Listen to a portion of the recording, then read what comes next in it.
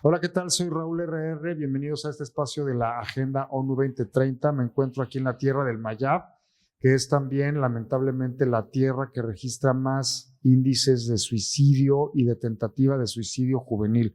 La ciudad de Mérida, del estado de Yucatán en general, en donde hoy tengo la oportunidad de platicar con un gran amigo, Fernando Coronado, que nos va a compartir su experiencia de vida, que ya verán que es bien nutricia para los temas que tratamos aquí. Fernando, bienvenido. ¿Qué tal, Raúl? Qué gusto volver a verte aquí en la tierrita, además, donde nos conocimos precisamente. Y qué bueno que estás visitándonos por acá. Aquí Gracias. en Rosas y Chocolate, el hotel que nos hace favor de permitirnos grabar esta entrevista con Fernando, que me decía que este va a ser su mejor amigo por el resto de su vida. Efectivamente. Y la gran pregunta que nos planteábamos hace rato es si la fiesta y los excesos valieron la pena hasta llegar a esto, a un derrame cerebral. No, nunca, no lo imaginaba cómo iba a terminar cómo iba a terminar mi romance con la cervecita, ¿no? Pero nunca imaginé lo que detonaría. Sin embargo, pues hoy, bien como dices, ya un bastón me acompaña a todos lados, porque es como la pierna que se paralizó. Sin embargo, O sea, lo que empezó con una grapa en algún antro, como decías, a los 20 y tantos años, y con chelitas en el yate de ahí en Progreso, a los pocos años se acabaría convirtiendo en un derrame cerebral que te tuvo postrado meses en una cama. Tuviste que volver a aprender a sumar, a restar, a hablar. Afortunadamente ya recuperaste gran parte de tu movilidad. Pero bueno, en esta entrevista, en esta charla, tendremos oportunidad de que nos platiques, Fernando, si valió la pena o no, o qué es rescatable y qué es desechable. Sí, bueno, inicialmente qué bueno que salí vivo de la situación, porque muchas personas a esa edad, o sea, cuando da en juventud ese evento, Fulminante. es difícil salir vivo. Sin embargo, caí en muy buenas manos médicas y la verdad, pues pudieron salvarme, pero después de tener la recuperación médica pertinente en 12 días de terapia intensiva, 7 más en piso, pues regreso a casa y empiezo a comprender mi nueva normalidad, ¿no? En 2017.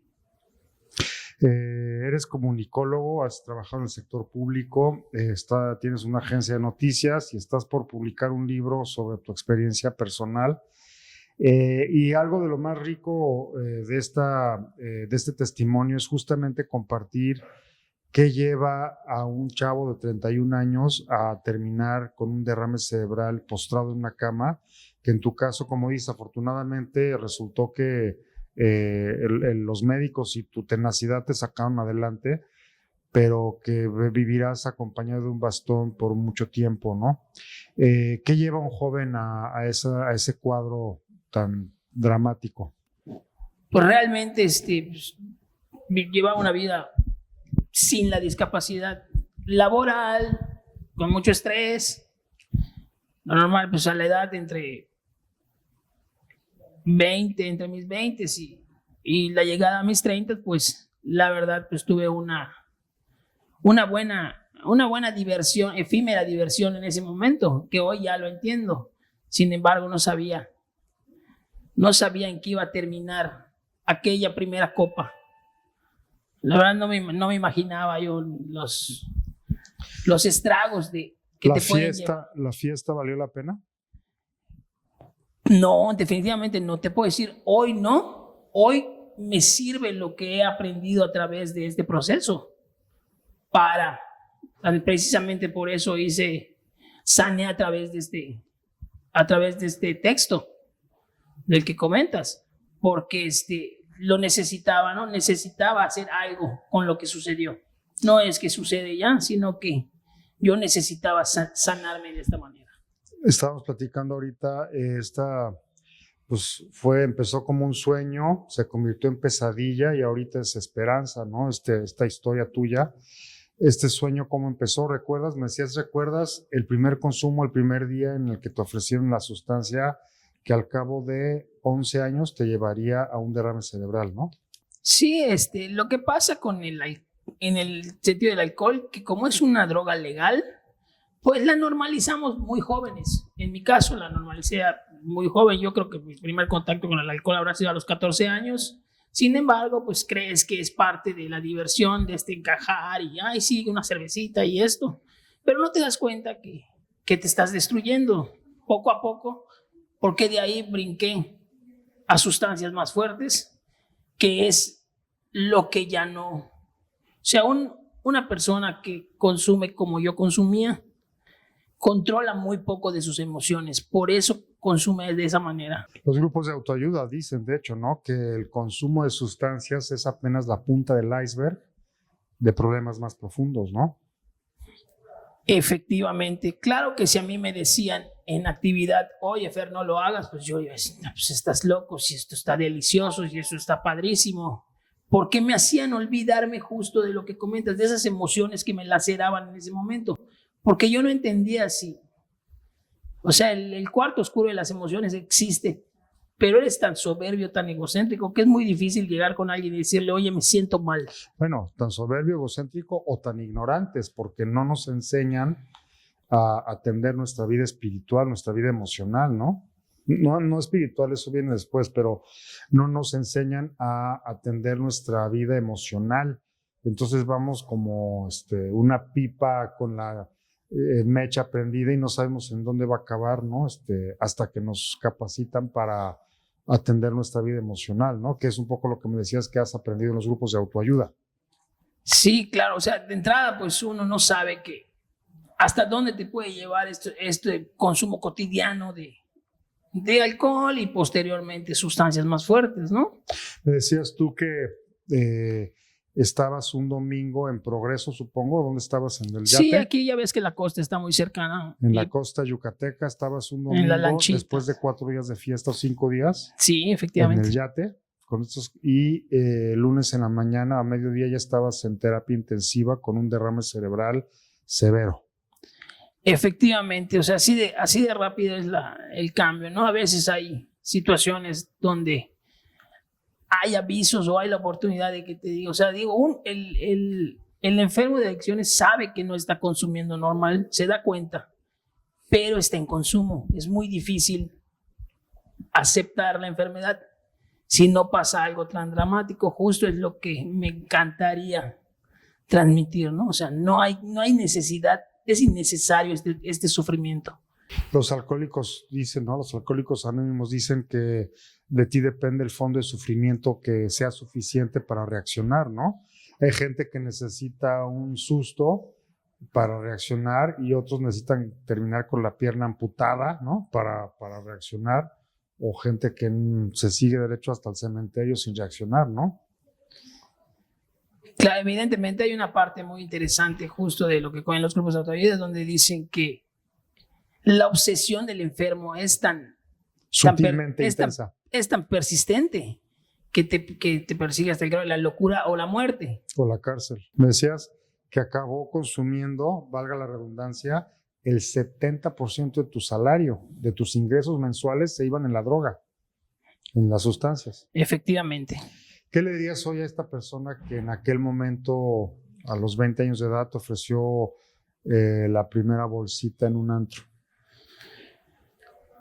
Pues yo creo que como él igual estaba en ese momento en consumo, yo creo que no lo hizo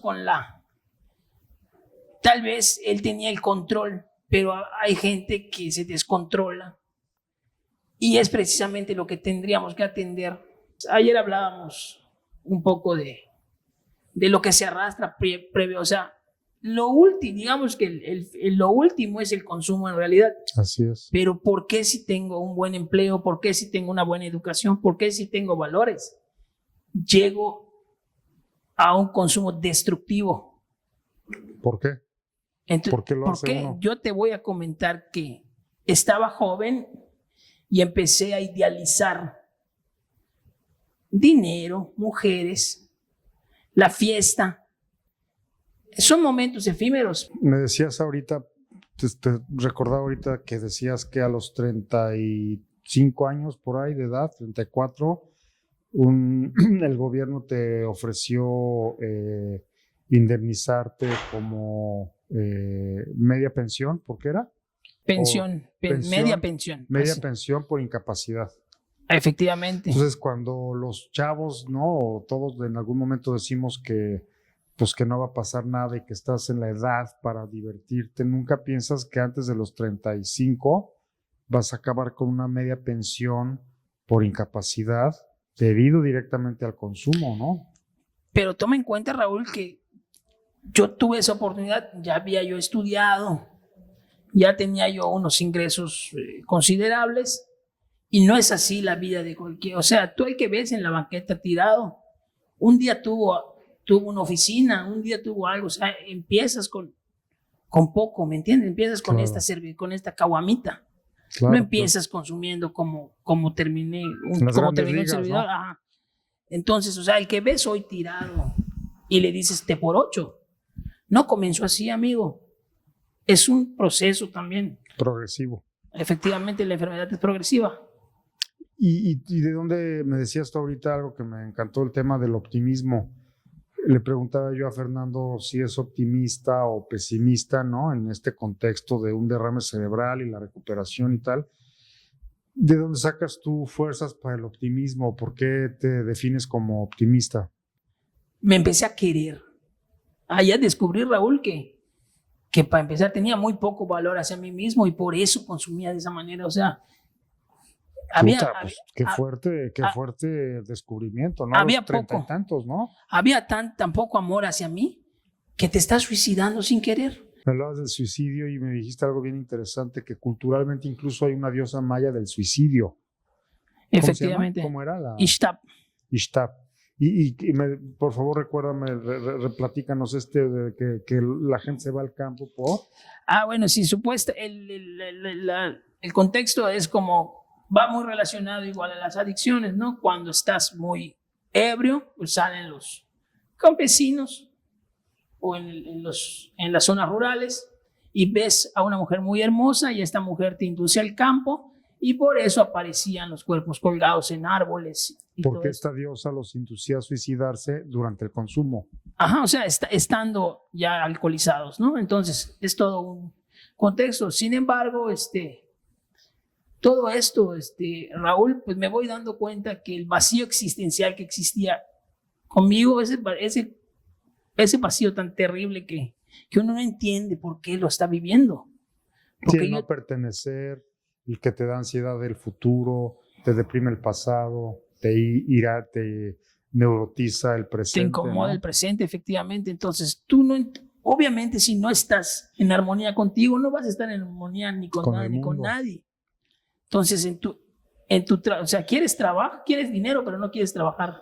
Quieres familia, pero no la quieres procurar. Quieres mujer, pero no la quieres mantener.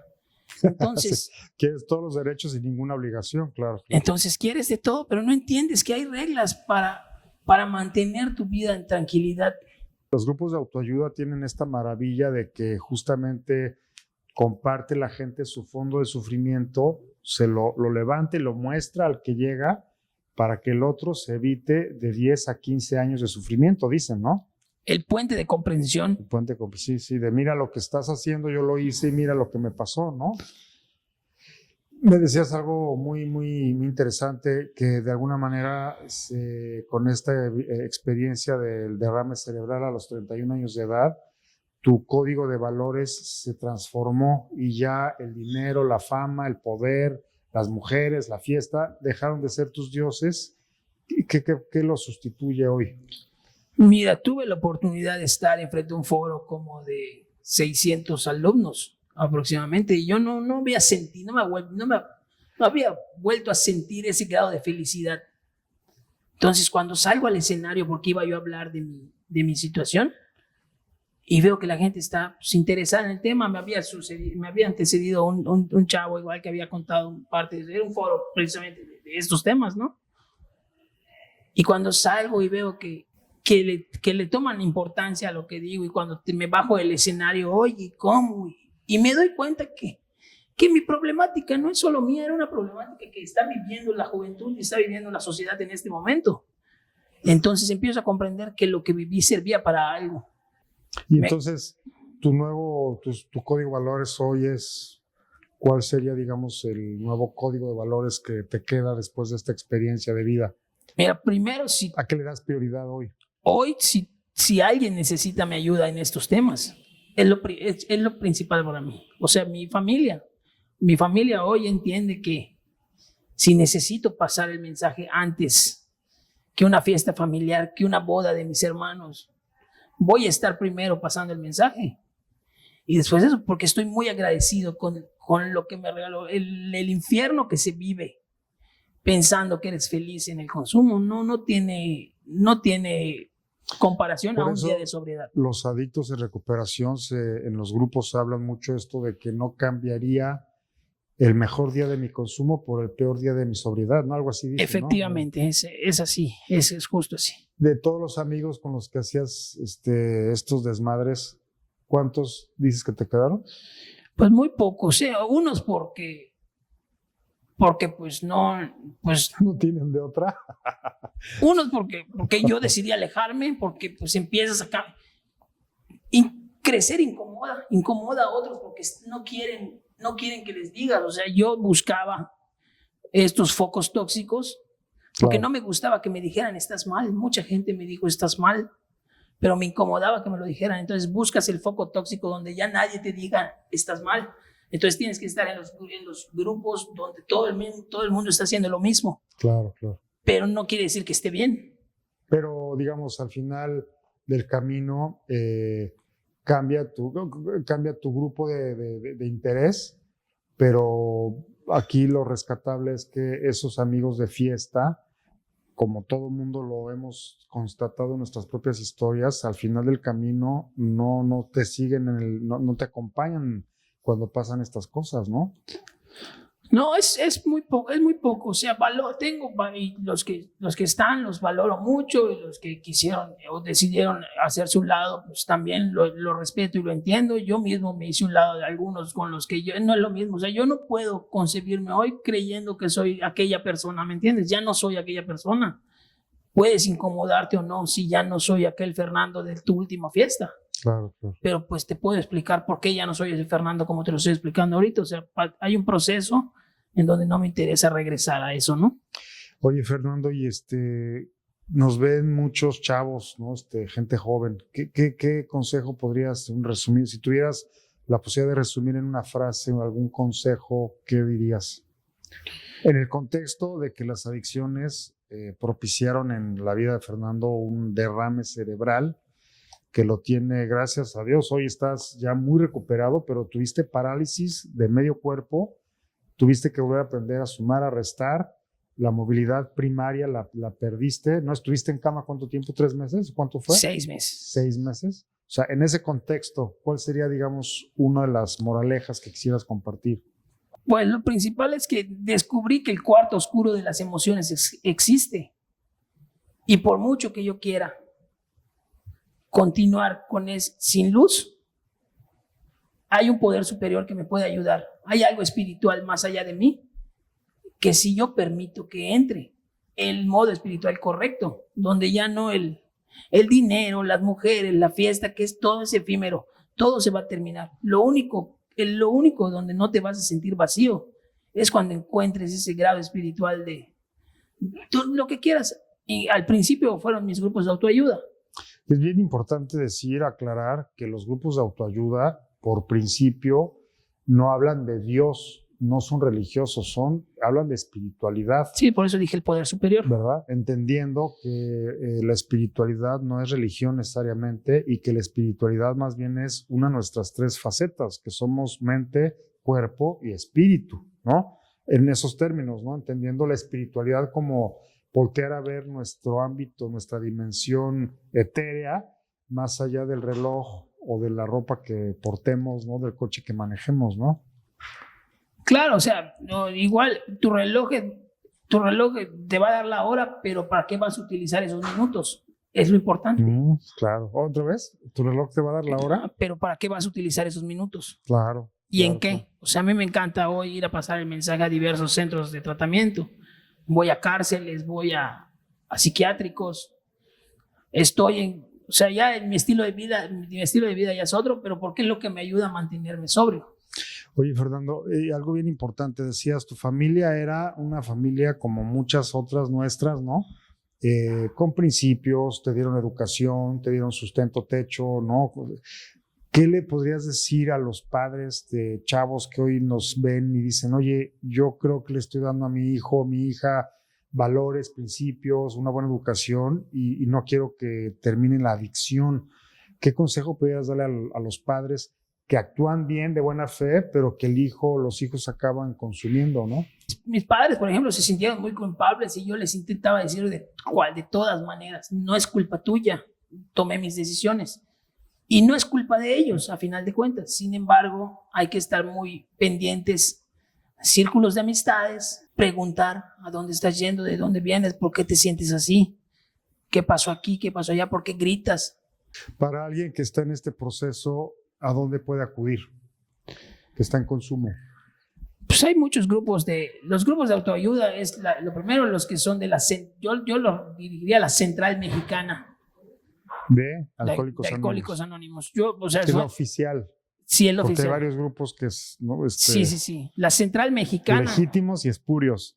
Es la legítima. Digamos que la Central Mexicana de Alcohólicos Anónimos es la oficial. Es la oficial y donde hay grupos tradicionales que se basan en los 36 principios de Alcohólicos Anónimos. Bueno, hay que recordar que esta mecánica de los grupos de autoayuda está demostrado que es la primera que ha resultado 100% eficaz para sanar la adicción de las personas. Pero se han desprendido de esos principios, esos grupos, otros subgrupos que improvisan e inventan sus propias versiones. Por eso haces énfasis, ¿no? Que la Central Mexicana es la oficial. Sí, o sea, es importante. Algo que van a escuchar entrando a uno de estos grupos es que no hay cuotas ni honorarios. Y cuando te des cuenta que esto que cuesta 2.500, que cuesta 1.600, ninguno de los fundadores ni cofundadores cobraban por darte un mensaje. Entonces, que es la esencia de los grupos, el transmitir un mensaje, el puente de comprensión entre dos personas que sufren la misma circunstancia, ¿no? Entonces, no puede haber dinero de por medio. Partiendo de ahí, ya no está apagada los valores espirituales del programa. Fer, para terminar esta charla, que te agradezco mucho nos compartas, ¿qué podrías recomendarle a los chavos que se encuentran en esta dinámica de la que hablábamos y que todos hemos vivido en algún momento, ¿no? De que necesito la sustancia porque no sé encajar, porque estoy ansioso, porque me siento inseguro, porque quiero ligar, porque las chavas me dan miedo, porque, o sea, todo esto, ¿no? Que vive cualquier persona normaloide, pero que algunos pueden llevarlos a la adicción. ¿Qué recomendarías tú?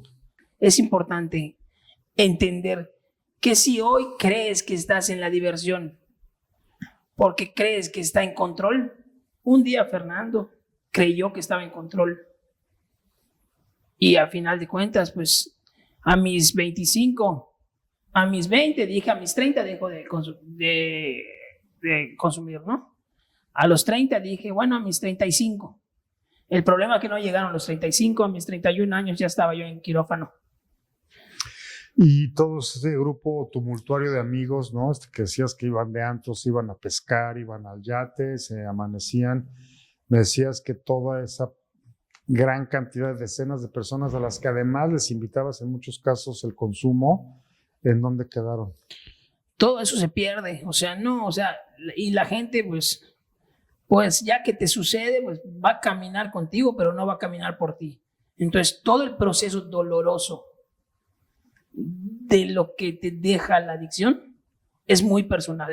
Allá no hay no hay amistades. Cuando estabas tú en pleno derrame cerebral o en el pleno incidente cardiovascular que te tenía postrado en la cama, en esta parálisis que obviamente yo no puedo imaginar lo que se puede vivir a los 31 años de edad, estar postrado en una cama y no poder mover tu parte de tu cuerpo, no poder razonar bien porque no recuerdas cómo sumar o restar. ¿Qué pensamientos le dedicabas a la droga en ese momento? A la droga que te haya llevado ahí. Pues seguía teniendo miedo, Raúl, la verdad, porque como mi mente era la adicta. Bueno, de hecho me dijiste que después en plena recuperación te volviste a alcoholizar. Sí, o sea, ya no, como me habían advertido que me iba a morir, pues droga ya no utilicé, pero volví a emborracharme. Así como estoy con el mejor amigo, volví a utilizar y lastimas lo que hay alrededor, porque si fuera que eres tú solo, pues no importa, mátate. Pero hay personas como mi familia que siempre estuvo alrededor mío y pues... ¿Pero qué pensabas? Es decir, ¿estabas tú, digamos, paralizado, asistido por tu familia, por la gente del servicio que te ayudaba, viendo la tele y te agarrabas unas briagas de buró porque estabas deprimido? ¿Pero qué pensabas en ese momento de la sustancia? Me decías tú que eran muchos momentos de reflexión sobre todo esto, ¿no? Llega un punto donde pues quería entender qué sucedía conmigo, ¿no? Quería entender por qué, pero no tenía yo las herramientas.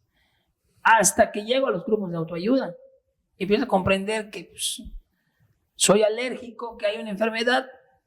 Alérgico a la sustancia. A la sustancia. ¿No?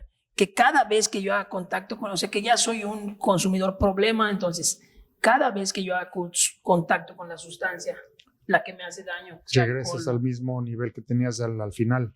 Entonces, cada vez que yo haga ese contacto, al menos me voy a meter en un problema, en uno. ¿Qué pasaba antes? Terminabas en los separos, chocas tu vehículo, despiertas y tienes un golpecito en la defensa, gastas más de lo que debes, lo que te llega a contar, consumir el 70% de todo tu sueldo en fiesta, digamos, en fiesta en general, ¿no? Covers, chupes, cigarros. Lo que pueda considerarse en la fiesta, pues era eso, o sea, entonces, una persona que se aprecia o que tiene un poco de valor y respeto a sí mismo, pues dice, o sea, ¿cómo voy a consumir el 70% de mí en diversión efímera? Y no piensas llegar a esos niveles cuando empiezas el consumo, ¿no? Claro, no, imposible. O sea, te digo, crees tener control. O sea, entonces el incidente en sí mismo no fue tu despertar, digamos, de conciencia, fue hasta que llegaste a grupos de autoayuda. ¿Recomendarías entonces como camino de salida a quien nos escuche que acuda a grupos de autoayuda o qué más? Sí, mira, o sea, empecé realmente porque empiezo a sentir lo doloroso de la situación y despierto y la familia, uno de mis hermanos, el Robert, que es buenísima onda, me dice, brother, necesitas ir al psicólogo. Y empiezo con el psicólogo, pero ve qué importante, ya ves que estos programas trabajan con profesionales. Uh-huh. Es increíble, Raúl, que el psicólogo me decía, Fernando, yo ya no puedo ayudarte. Tú necesitas ir a un grupo de autoayuda. Pero yo no sabía que los psicólogos, hay psicólogos que trabajan de manera voluntaria con los grupos. Me voy enterando cuando entro a los grupos, ¿no? Okay. Entonces este señor, una eminencia en Yucatán además, me decía, Fer, tu proceso conmigo ya terminó, brother. Cada vez que vienes a hablar conmigo, terminas queriendo que yo te diga que vayas por una cerveza y yo no te puedo decir eso. Yo ya no puedo ayudarte en eso. Necesitas ir a un grupo de autoayuda, y me lo decían. Y yo salía muy enojado del consultorio y decía, mi hermano, ¿para qué me traes con este güey? Le pago 500 pesos cada pinche consulta y además termina diciéndome que no, lo que no puedo hacer, cabrón. Entonces ya estoy hasta la madre, ¿no? Entonces me decía mi hermano, no, güey, pues ese hace caso. Y yo no sabía a dónde quería llegar él. Ya luego entro al grupo, empiezo a conocer y me voy enterando que hay el trabajo con psicólogos, con médicos, o sea, con toda la parte complementada con los grupos de autoayuda. Efectivamente, ¿no? Oye, Fer, pues a mí me conmueve mucho todo esto que planteas porque eres un nacido dos veces, ¿no? Los nacidos dos veces son estas personas que cronológicamente nacemos, pero que después gente privilegiada como tú puede volver a nacer ante una circunstancia y replantearse la vida de otro modo, ¿no? Auguro un gran éxito a tu libro porque pues, es escrito con mucho, con dolor, pero no sufrimiento, ¿no? Que es diferente, ¿no? Lo planteas con mucho dolor, pero es catártico y además sin sufrimiento. Yo te felicito y me gustaría que para cerrar nos pudieras compartir dos cosas. Una, tu visión de la muerte, pero también tu visión sobre la vida. Tu visión de la muerte, que estuviste tan cerca de ella, y hoy tu visión de la vida, que tienes un disfrute mucho más tangible de ella, ¿no? Respecto a la muerte, es básicamente, pues, el fin de la parte terrenal, como lo veo, pero puedes dejar un legado o algo importante. Entonces, dice por allá, haz un libro, siembra un árbol, o algo que cuando ya no estés, va a funcionar. Entonces, Sí, dejar un legado, ¿no? sí, Por menor que sea, pero inténtalo, ¿no? claro, Para hacer algo, hacer algo. Entonces, yo creo sinceramente desde lo espiritual que no fue en vano lo que sucedió. Tampoco te voy a decir que estoy feliz andando en bastón, porque no es cierto, ¿no? Claro, claro, claro. Pero lo he aceptado, lo he asimilado y he entendido que tenía que hacer algo con eso, ¿no? Entonces, y en cuanto a la vida, pues disfrutarla y estar agradecido de estar de la manera y pese a lo que fuera. Estoy muy agradecido de estar y pues, de estar también con tu público, de estar hoy contigo acá en la Blanca Mérida, en Sí, este sí. hermoso lugar también. Que Y aquí poco es a poco. rosa, porque es rosa Sí. y chocolate. Fernando, muchas gracias. Te aprecio mucho tu compartimiento. Gracias a todos ustedes por este espacio. Ojalá que pueda arrojar luz a quienes hoy se sienten en las tinieblas.